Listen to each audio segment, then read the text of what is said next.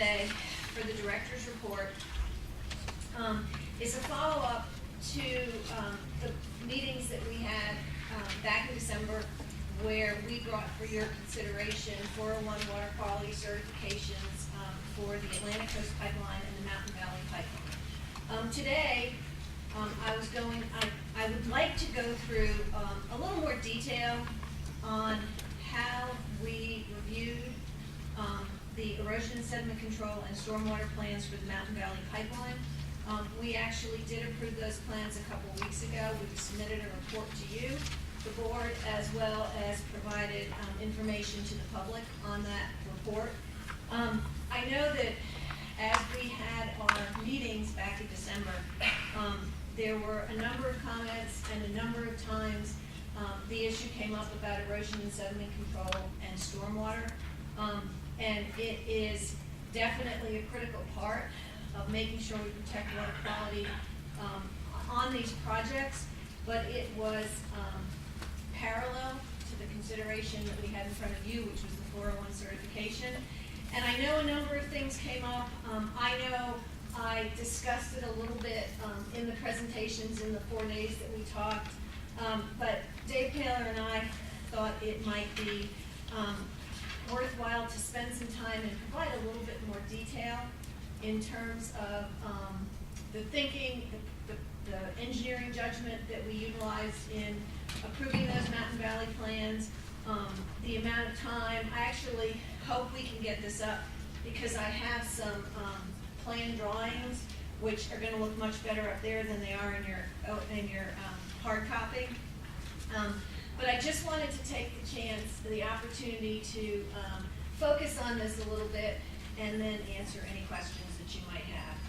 So the first slide identifies the erosion sediment control and stormwater management plan review timeline. We actually started talking to Mountain Valley in spring of 2016 in terms of sort of broad brush, what are these ENS and stormwater plans going to look like? It was part of our discussions as we moved forward and reviewed and revised annual standards and specifications. So from spring of 2016 until last summer, we had a number of meetings with Mountain Valley. We reviewed their proposed project documentation related to annual standards and specifications. And in fact, we approved those annual standards and specifications on June 20th of 2017. That was when the real work of getting deeply into the site-specific project plan started. So, you got it? Wow, great. Except there's a note slide. That's just the way PowerPoint shows. That's just the way.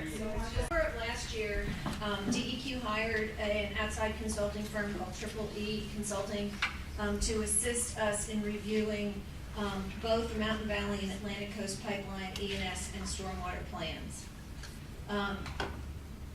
We reviewed about 100 sets of erosion and stormwater plans for Mountain Valley alone. And I'm not going to go talk about the other pipeline because this is a process that we have completed.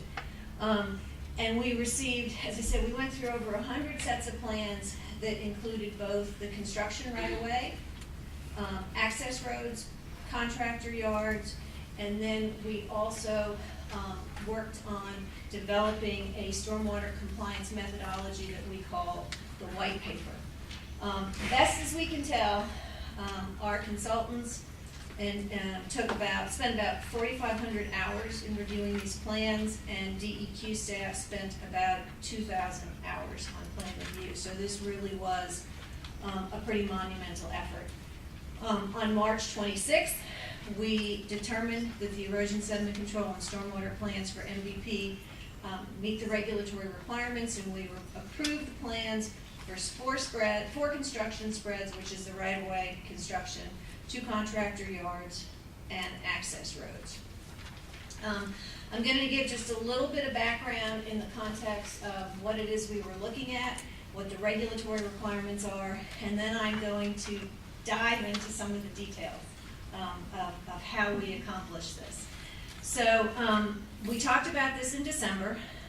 Virginia code requires gas pipelines to obtain annual standards and specifications, which is kind of the umbrella for how those linear projects will meet the requirements of the Stormwater Management Act and associated regulations, the Erosion and Sediment Control Law and associated regulations, and the regulations governing the Virginia General Stormwater Management Program permit for discharges of stormwater for construction activities, which we can call the Construction General Permit.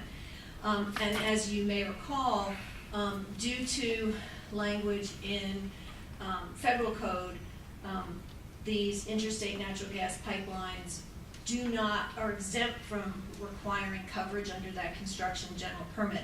So we capture those requirements through the operation of the annual standards and specifications. So what a set of annual standards and specifications does is generally describe the programs for how E&S and stormwater plans are going to be developed and reviewed, how compliance inspections are going to be conducted, the details of the stormwater pollution prevention plan, and then if there are other special environmental considerations that need to be addressed. So the state regulation, your Virginia Stormwater Management Regulation requires that site-specific stormwater management plans or a comprehensive stormwater management plan, which is something that VDOT, for example, might use for post-construction from linear development projects, has to be developed. And these site-specific plans are required by operation of regulation. And what we did, if you recall, is even though these project-specific plans by regulation don't have to come to us, we asked Mountain Valley Pipeline to submit us their project plans, which is why we have invested the last year and a half in reviewing these plans. We used a two-step plan review process. The first thing we did was what we've termed a completeness plus review. And that was a bit, ministerial isn't quite the right word, but it was making sure that we had all the components and all the information and everything that we needed. And I say we collectively to refer to DEQ staff as well as our consultants that helped us. We had everything we needed to begin an in-depth evaluation of those plans. And this is a list of the things that we looked at every plan sheet for. General project information, all the detail sheets, the supporting calculations, topography, accurate delineation of limits of disturbance, temporary and permanent right-of-way, jurisdictional water bodies and impaired waters, stream crossings, pre- and post-land cover and predominant soils, which are information that are integral to conducting post-construction stormwater management calculations. We made sure that all the plans indicated environmentally sensitive features with appropriate setbacks, that all of the erosion and sediment control measures were delineated. If stormwater management facilities were needed to comply with post-construction stormwater, they needed to show up on the plans. We needed the basic physical information, existing and final drainage patterns, flow paths, slopes, soil types. So all that information, we went through sheet by sheet by sheet to make sure that we had that. And then once we had that information, we actually engaged in what we called our full review, where we went sheet by sheet, verified that the plans really represented existing conditions. We looked at the appropriateness of the E&S and stormwater measures and their placement. And then last but not least, we confirmed that all of the calculations that had been presented to us met both the minimum standards of our erosion and sediment control regulations and our post-construction stormwater management requirements. And by operation of state law, those plans, both erosion and sediment control and stormwater, can't be approved until they've been reviewed by a certified plan reviewer. So it was a pretty intensive effort to actually work through those thousands and thousands of plan sheets. We utilized a strategic approach to plan review to the extent that initially we got plans for all spreads, all activity, and what we decided to do was it was going to be much more efficient if we could make sure that a given spread, a template spread, actually met all the requirements of ENS and stormwater. So we went through numerous iterations of review and comment on a single spread. For Mountain Valley, it happened to be spread 8, so we all talk about it. Spread 8 was the first one that we did. Which counties are those? Can we know which counties they are? Spread Giles 8's County? Giles. Just Giles County? Okay. We Yeah, let her- I just want for my. We let her cover presentation. Yeah, but we don't have any way of knowing what this spread, like spread 8, I just want to know for my information which county. All of the approvals have happened for all of the spreads for the Mountain Valley Pipeline right away. So we went through spread 8 as, again, that was our template, and as we worked out all of these engineering issues and all of the data issues and all of the documentation and representational issues, once we got spread 8 set, we said, okay, now we're going to go back and apply all of that to the others. This is a chart that I may have gone through a little quickly when we met in December. And I wanted to spend a little bit of time because this chart explains all of the different construction-related erosion and sediment control practices that are utilized on a linear project like this, and then also what happens at stream crossings. All of these things are part and parcel of this package of best management practices. Now, let's see, items 2, 3, 4, and on the next page 5. So that is compost filter sock, silt fence, belted silt retention fence, and super silt fence are what are called perimeter practices. So those are physical barriers that are laid along the route of land disturbance. Water bars and slope breakers are something that we're going to talk about in a fair amount of detail, but they are a feature that is constructed diagonal to the right-of-way that moves water outside and off of that right-of-way. So it avoids that notion of like a flume, where you've got this linear construction path and water bars break up that water flow and divert it from the channel that's been constructed because of the construction area. Sediment sump traps and basins are features that are at the end of water bars or clean water diversions, which we're going to talk in a minute. And those are features that collect water, slow it down, and allow for sedimentation to drop out before the water then continues to move off.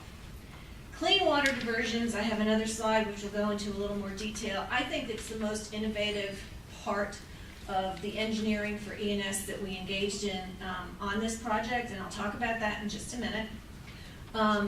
These other things, slope drains, trench breakers, outlet protection, again, are features that are utilized either within the right-of-way or within the trench itself, again, to break up that flow of water, to divert it into smaller chunks, and to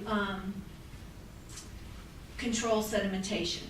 And then finally, the other things we're going to talk a little bit about are the specific practices that were utilized at stream and wetland crossings. So as I mentioned, these clean water diversions. This is unique to Virginia. We've had the benefit of seeing large right-of-way construction projects in other sites. And a number of our inspectors have been to West Virginia to look at other projects. We read about what goes on in our neighboring states. And in fact, this utilization of a clean water diversion is unique to Virginia. So if you can imagine, you have 125-foot cleared right-of-way, and you have natural land use on the other sides, And if you have a situation where you get rainfall and you have all of this water running down and hitting the construction area, it's gonna pick up sedimentation. What clean water diversions do is actually divert that rainwater that's falling, that's clean, that hasn't hit that disturbed area, away from the disturbed area. So you're really reducing the amount of rainfall that comes in contact with the disturbed soil and actually picks up sediment. The other thing that's really important about those clean water diversions is that by limiting the water that gets to your individual perimeter erosion and sediment control measures, you can actually design them to work. So if you have this massive amount of rainwater, it's hitting the construction area, it's hitting the area around the construction, you're gonna have a lot more water to manage as sediment-laden stormwater. So by diverting the clean water away from the site, away from the disturbed area, you're really reducing the amount of construction-related stormwater that needs to be addressed. And for this project, I'm told this is the exact amount, 1,058 clean water diversions are proposed for the 103 miles of construction in Virginia. Now this is a detail, and I'm not going to expect any of us to really follow along, but it is this feature that represents the diversion. And I had a hard time kind of visualizing what this is, but in fact, these are pipes that are laid across the construction area. They're removed during the day when they are actually out there moving equipment and people and traversing the right-of-way, but they go down at the end of the workday every day. And if it rains, they're diverting the water, the clean water off. The other feature that is similar to the clean water diversions is something called water bars. And these break up the flow of water that is traveling down the construction right away. And once the construction's finalized and the right-of-way is stabilized, they continue to perform that function so that that right-of-way isn't just a conduit for a flush of water. FERC requires the installation of water bars. Temporary water bars are those that are put in place during the construction activity. They are converted to permanent water bars once the site's been stabilized. For the 103 acres. For the 103 miles of MVP in Virginia, there's about 3,800 total water bars that will be utilized. Now what's interesting, again, and unique to Virginia, is that, as you can imagine, think of this water, I think of them as like a speed bump along the right-of-way. So you've got water flowing, it hits it, it's diverted off, there's something called a J-hook, which kind of swings it off the right-of-way. And in Virginia, the end of that water bar is a concentrated flow, which is not consistent with your post-construction stormwater requirements. We can't have these features that generate concentrated flow for some of the same things that y'all just talked about with the Accutink TMDL. You want flow diffused. You don't want it channelized, and you don't want it traveling at an erosive volume or flow. So we've required the flow at the end of the water bars essentially to be translated back into non-concentrated, non-erosive flow. This is not a practice that is utilized in West Virginia, Ohio, Pennsylvania. They don't have the same kind of post-construction stormwater requirements that we do in Virginia. So this was another thing that I think is really unique to the engineering requirements that we have put in for this project. We talked a little bit about wetland and stream crossings and the nexus between that activity and erosion and sediment control measures. Construction in Virginia is not allowed in flowing streams Our E&S regs do not authorize what are called wet cuts, which is you just go into a flowing stream and dig a trench. So we require, there's 3 or 4 different kinds of bridging practices that can be used to make sure that construction activity occurs in a dry stream. And then we also require bridging measures in terms of using mats, wooden mats to actually cross the wetlands. You know, you can't be out there with all your equipment churning up either sediment or the vegetation. These are just a couple examples, and again, it's kind of hard to show these pictorially, but what this shows is that there's 2 or 3 different techniques to actually dry up the stream, and this is what's called the use of a flume, where you essentially pipe the water, and then you are again able to do it in the dry. And then the dam and pump is another example where you actually dam up the water, you pump it, you bring it around your construction area, you put it in downstream so you're able to engage in that construction in the dry. This is a detailed stream crossing. Again, it's a little hard to read, but it shows the extent of the different E&S features that will be employed at each stream crossing. And again, each one of these had to be reviewed and approved, and the calculations were done, and it meets the requirements of our E&S. One of the things that a representative from Mountain Valley talked to you folks about in December was their, Mike Roldan stood up and he showed pictures of the sequence of construction. And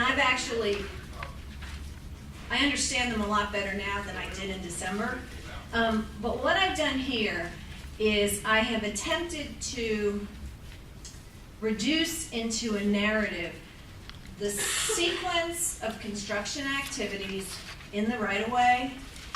And what I'm trying to understand and explain is that everything that is red are actually active, ongoing, daily E&S control measures. So, for example, the first thing that you're going to do on a project like this is survey and stake the limits of disturbance. It's that 125-foot right-of-way construction quarter. As soon as that's done, you install those perimeter measures that we talked about, the filter stocks, the super fence, the silt fence. Then the next step is tree felling, clearing, and grubbing. So what goes in right after that are the clean water diversions. Because again, that's one of the first things you want to do is you want to keep clean water off the site. Then we're talking about grading, and then either upgrading or constructing access roads and laydown yards. Another thing that we've done in Virginia is we are requiring Mountain Valley to segregate all of the topsoil that it removes as they engage in construction. And the reason we've done that is because that topsoil is what's going to be important for post-construction stabilization. And this is, again, unique to the way we have approached E&S and post-construction stormwater.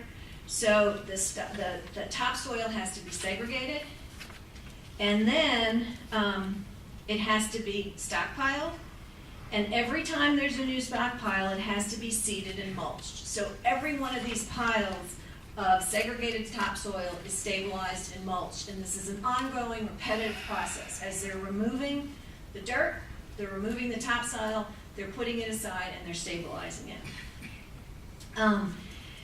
Then, once the center line gets staked, the next step is the installation of those temporary water bars that we mentioned before.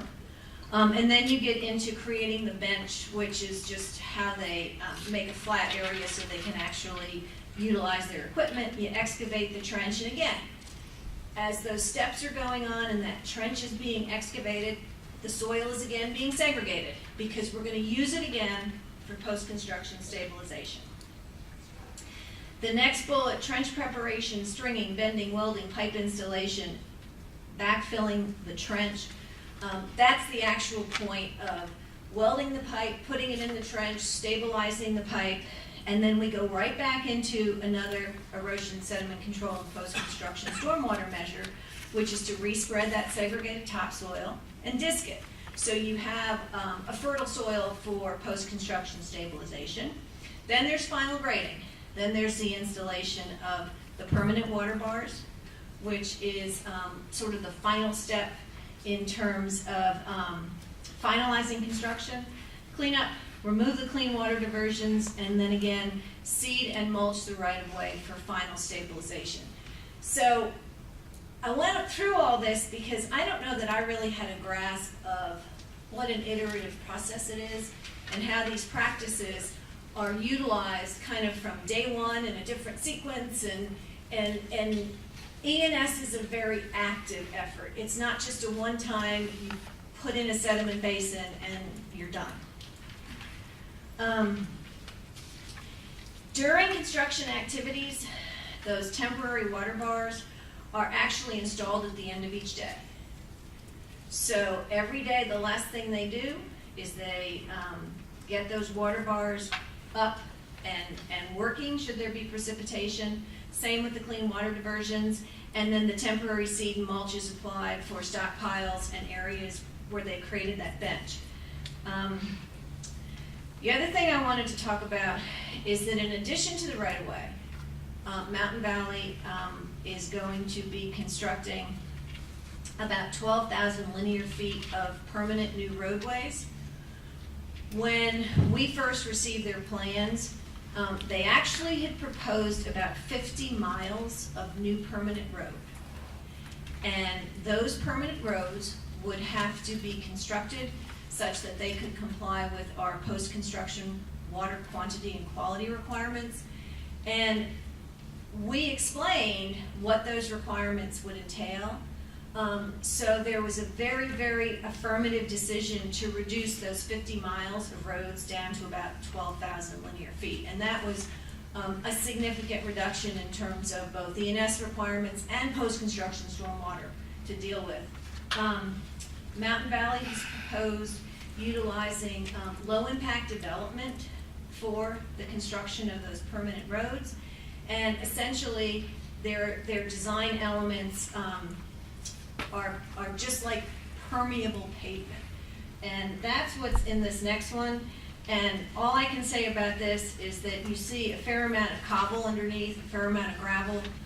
It's designed for those permanent roads to be low impact development and not to be an impervious surface. So that was all E&S. Those are all features related to erosion and sediment control requirements. The end of the story, though, is what is being done to comply with your post-construction stormwater quantity and quality requirements.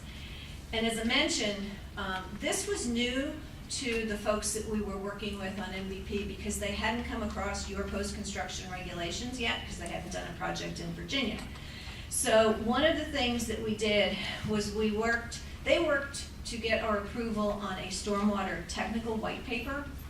And this is something that I think I mentioned in the report. It's posted on our website. And it is a methodology for ensuring compliance with our post-construction quantity requirements. And essentially what it does is it's a methodology about how they're going to protect channels from concentrated flows and ensure that they meet the energy balance method. It's flood protection related in that the concentrated flows are met, that there's a reduction in runoff from the 10-year 24-hour storm event, that sheet flow, that concentrated erosive flow is converted back to sheet flow requirements. So we really think that this was really new to those guys because they had not seen this in other states. And this paper utilized a lot of very conservative assumptions in supporting the calculations that we're going to go through to meet all these requirements. The other thing I wanted to mention, which is different, best we can tell from how other states have approached this, is we have required MVP to design protective measures post-construction at all stream crossings. And what we were concerned about is that from the flow on the right-of-way, that there would be reconcentrated flow as it hit each stream, edge of stream. So we wanted to make sure that that stream, that concentrated flow was not going to negatively erode or affect at stream crossings. So we required that runoff be diverted from a water barge to the sumps right before the stream crossing, and then released slowly and gently over a level vegetated area, so it's actually gently going back into the stream rather than just coming over the bank and hitting the stream. So I put some pictures in. I know they're kind of hard to see. And again, this is post-construction right away, and really I just wanted to show the permanent water bars and the J-hooks at the end, and then whatever practices are going to be applied at the end of each one to convert it back to sheet flow. So that was a lot of technical information, and I don't know, I hope it helped kind of put some of this in context. And that's it for the director's report. Did I do okay, Nisa? Any questions from the board? Yes, ma'am. Has this been provided to all of the board members? It's called Threats to Water Quality from Mountain Valley Pipeline and Atlantic Coast Pipeline, Water Crossings in Virginia, Downstream Strategies, February 21st, 2018. No? No? Okay, never mind. We did. Downstream Strategies? Well, I guess my question was whether or not you had, in reviewing, reviewing the plans, considered any of the very fragile, high, tier 3 streams that we talked about, that people were very concerned about possibly needing individual permits. Do you feel that all of these measures are adequate for those very fragile streams? Well, there is no crossing of the tier 3 water body. Okay. Okay. There may be some tier 3 water bodies associated with some of the stream, a few of the streams that are crossed, but there is no tier 3 crossing. And the answer is yes, because we applied our E&S requirements to every one of these stream crossings. So yes.